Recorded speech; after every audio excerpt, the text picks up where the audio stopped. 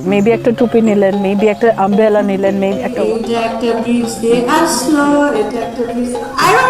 Social মিডিয়ায় আলোচিত নাম মডেল, অভিনেত্রী ও হিট অফিসার হিসেবে পরিচিত বুশরা আফরিন, যিনি নিজের কাজের থেকে রূপ লাবণ্যের জন্য বেশি আলোচিত ছিলেন। যে ডুগডুগি পিটাচ্ছে বা প্লেইং উইথ কিটেনস। তবে সবার মনে প্রশ্ন, যাকে নিয়ে এত আলোচনা আর সৌন্দর্যের প্রশংসা করা হতো, সেই হিট অফিসার এখন কোথায়? চলুন জেনে নেই বিস্তারিত। আমাদের দেশে হিট ওয়েভ বা প্রচণ্ড গরম দেখা দিলে সবার আগে যে নামটি চলে আসে তিনি হলেন বুশরা আফরিন।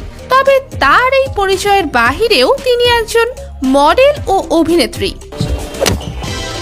ফাজিল ছেলে, কতবার বলছে আমাকে স্টপ না করতে? বুশরা আফরিন হিট অফিসার পদে যুক্ত হওয়ার আগে অভিনয় করেছেন। নুহাস হুমায়ুনের স্বল্প দৈর্ঘ্য চলচ্চিত্র ৭০০ টাকায় অভিনয় করেছেন। স্ক্রিন শেয়ার করেছেন গায়ক অভিনেতা প্রীতম হাসান ও সাবিলা নূরের সঙ্গে।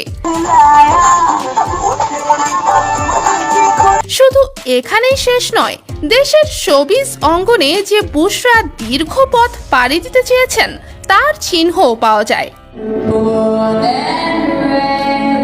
তবে শোবিজ অঙ্গনে বেশি দিন বিচরণ করতে না পারলেও এশিয়া মহাদেশে তিনি একমাত্র নারী হিট অফিসার হিসেবে দায়িত্ব পেয়েছিলেন। বাংলাদেশে দায়িত্ব পাবার পর থেকেই বেশ সমালোচনায় আসেন। Today I am very honored. তার রূপ ও সৌন্দর্য দিয়ে বিশেষ নজর কাড়েন। মিষ্টি হাসি এবং সুন্দর করে কথা গুছিয়ে বলতে পারেন, যা নেটিজেনদের চোখ এড়ায়নি। কিছুদিনের মধ্যেই তরুণদের ক্রাশে পরিণত হয়ে যান তিনি। তবে কিছুদিন থেকেই কোনো পাত্তা পাওয়া যাচ্ছে না বুশরা আফরিনের। চিফ হিট অফিসার হিসেবে আর কাজ করবেন কিনা এবং এখন তিনি কোথায় রয়েছেন, এই বিষয়ে জানতে তার মিডিয়া কর্মকর্তা তৌহিদ হোসেনের সঙ্গে যোগাযোগ করেছিলেন একটি সংবাদ মাধ্যম, কিন্তু কোনো জবাব পাওয়া যায়নি।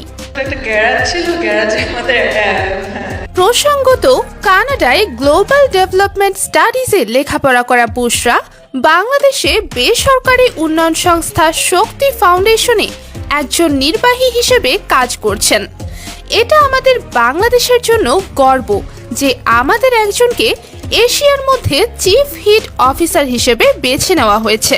সময় লাগবে বিকজ প্ল্যানিং স্টেজে এখন প্রচন্ড গরম থেকে বাঁচতে গাছ লাগানো কার্যক্রম ও বিভিন্ন সচেতনতামূলক কাজ করে আসছিলেন বুশরা।